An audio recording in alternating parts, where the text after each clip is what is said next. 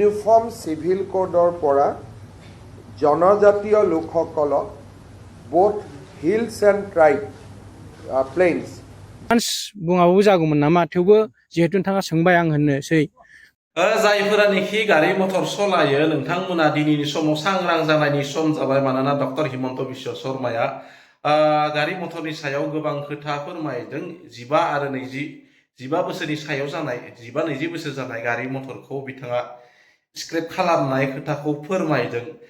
बेजों लोगोसे Kokrajhar DTO बिफाननिफ्राय awareness खालामनाय आरो गोबां खोथा फोरमायदों बिथांमोना बेनि सायाव आं दाख्लै भिडिअ खालामदोंमोन जे खम समनि गेजेरावनो जोंनि गोबां लाइमोनफोरा जिउ खहा जादों बेनिखायनो मोनसे एवारनेस प्रग्राम लानो थाखाय DTO बिफानखौ आं गुरै खावलायदोंमोन जियानो जाया मानो DTO बिफाननिफ्राय गोबां खोथा बुंनायखौ नुनो मोनदों मा खोथा बुंदों बेखौ भिडिअनि गेजेरजों नोंथांमोना नुनो मोनगोन बेजों लोगोसे डक्टर हिमन्त बिश्व शर्माया 2 लाख साख्रि होनायनि खोथा फोरमायदों आसामाव बेजों लोगोसे जायफोर नखराव हौवासा आरो हिनजावसा गथ' थायो बै बिथिङाव हिनजावसा गथ'खौ गोथार जुलि होनायनि उनाव बा जुलि होनायनि उनाव बिया प्रपार्टिनि मोनथाय थायामोन बे मोनथायखौ समान मोनथाय होनो थाखाय थांगासिनो दङ बेयो हिनजावसाफोरनि थाखाय बा आइजो माहारिनि थाखाय मोजां खोथा बेजों लोगोसे जायफोरा रिलेशनशिपआव थायो गोथार जुलि जायालासिनो जायफोरा जे रिलेशनशिपआव थायो बिथांमोननि थाखाय मोनसे स्टेप लाबोदों जे बिथांमोना रिलेशनशिपआव थानो मोननाय नङा आरो थायोबा जानो हागौ बिथाङा बा बिथांमोना जोबथेसालिनि दालि ओंख्रिबो जानो गोनां जानो हानाय गोबां खोथा फोरमायदों लोगोसे मा खोथा फोरमायखौ लोगोसे UCC नि खोथाबो फोरमायदों सारा दा UCC नि गेजेराव बर' बा जोंनि ST थाखानाय ट्राइबेलफोरनि गेजेराव जेबो खहा जानायखौ नुनो मोननाय नङा होननानै फोरमायदों दा खुगाजों बुंनाय खोथा उनफोराव मा नुनो मोनो भिडिअफोरनि गेजेरजों दिन्थिलांनो नाजागोन जियानो जाया मानो नोंथांमोना भिडिअखौ नायलांबानो जाबाय भिडिअखौ नायलांबा गासैखौबो बुजि मोनगोन जानांगौ আমাৰ এক্সিডেণ্টৰ 70% আমি ৰিজনছবোৰ চালে over speeding drink and driving বা উইদাউট হেলমেট হয় তো এইবোৰতো হিউমেন ইৰৰ হয় আমি যদি নিজৰ ব্যৱহাৰটো ভাল কৰোঁ চব আমি বাচি থাকিব পাৰোঁ মানে তো এইটোৱে এপিল মানুহে যাতে আমাৰ ইয়াৰে জনগণই ভালকৈ নিয়ম নীতি মানি চলে উইদাউট হেলমেট যাতে নচলায় তাৰপিছত আমাক লগত কপাৰেশ্যন কৰক আমাক কিবা যদি এডভাইচ দিবলগীয়া আছে আমাকো দিয়ক আমাৰ অফিচত আহক ভালকৈ কথা চথা পাতক আমি চবে মিলি ধুনীয়াকৈ ছেফ এণ্ড ছিকিউৰ্ড এটা কোকৰাঝাৰ ডিষ্ট্ৰিক্ট আমি যাতে বনাব পাৰোঁ नंगौ बे एकदम बिराद माने इ रिक्साया क'क्राझार टाउनाव माने जिखिनि ट्राफिक माबा खालामगासिनो दङ बेखौ जों बयबो नुगासिनो दं बेखौ खमायनायनि थाखाय जों इतिमধ্যে बेबस्था लाबाय दिनैसो जोङो SOP मोनसे साबमिट खालामदों माने डिस्ट्रिक्ट एडमिनिस्ट्रेसननि खाथियाव जेराव आङो एडभान्स बुङाबो जागौमोन नामा थेवबो जिहेतु नोंथाङा सोंबाय आं होननोसै माने जोङो क'क्राझार टाउन गेजेराव इ रिक्सा हाबनायखौ खमायनो नागिरदों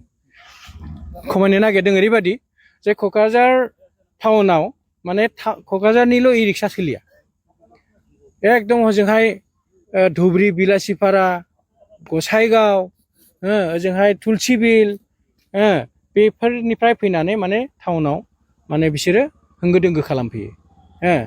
आरो बिसोर मा खालामो माने लेबारफोर फैयोथ' बिथिंनिफ्राय माने गारिया लेबार लाना फैनोसै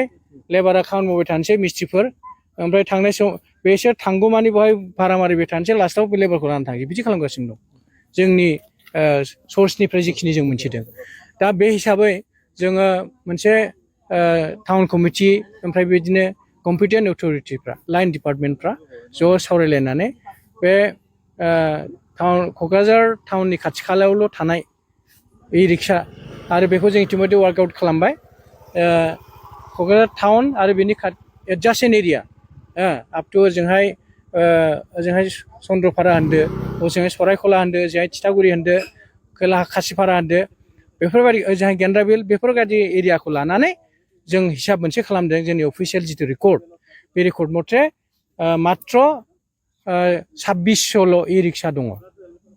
एराउन्ड 2600 खिन्थु टाउनावथ' बेनिख्रुइ बहुत बांसिन इ रिक्सा सोलियो नालाय दा बै बाहेरनिफ्राय फैनाय इ रिक्साखौ जों कन्ट्रल खालामनो नागिरदों এই ইউনিফৰ্ম চিভিল কোডৰ পৰা জনজাতীয় লোকসকলক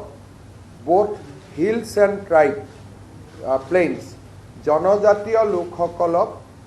ইউচিচিৰ আওতাৰ পৰা বাহিৰত ৰখা হ'ব ইউচিচিত মাত্ৰ 4টা বিষয় আহিব বিয়াৰ বাবে ন্যূনতম বয়স নিৰ্ধাৰণ হ'ব পলিগেমি নাথাকিব সম্পত্তিৰ অধিকাৰৰ ওপৰত থাকিব যে ছোৱালীয়ে সম্পূৰ্ণ অধিকাৰ পাব পাৰিব লিভ ইন ৰিলেশ্যনশ্বিপৰ ওপৰত থাকিব এই ধৰণে ধৰ্মীয় পৰম্পৰাক কোনো ধৰণে হস্তক্ষেপ নকৰাকৈ আন বিষয়সমূহতে ইউচিচি আহিব যেনেকৈ এটাতকৈ অধিক বিয়া নকৰোৱা সম্পত্তিৰ অধিকাৰ ছোৱালীলৈকে আগবঢ়োৱা আমাৰ মেৰেজত কম্পালচৰি ৰেজিষ্ট্ৰেশ্যন প্ৰয়োজন বা বিবাহ বিচ্ছেদৰ নিয়ম কেনেকুৱা হ'ব গতিকে ইউচিচিত এটা স্পষ্টীকৰণ হিচাপে মই আগবঢ়াইছোঁ যে জনজাতীয় লোকসকলক এই ইউচিচিৰ আওতাৰ সম্পূৰ্ণ বাহিৰত ৰখা হ'ব আৰু ধৰ্মীয় ৰীতি নীতি পৰম্পৰা সি হিন্দুৰে হওক ইছলামৰে হওক খ্ৰীষ্টিয়ানৰে হওক বা কাষ্টমাৰী নীতিয়ে হওক এইবিলাক ইউচিচিৰ ভিতৰত নাহে অৰ্থাৎ আগতে যেনেকৈ চলি আছিল সেইবিলাক তেনেকেই চলি থাকিব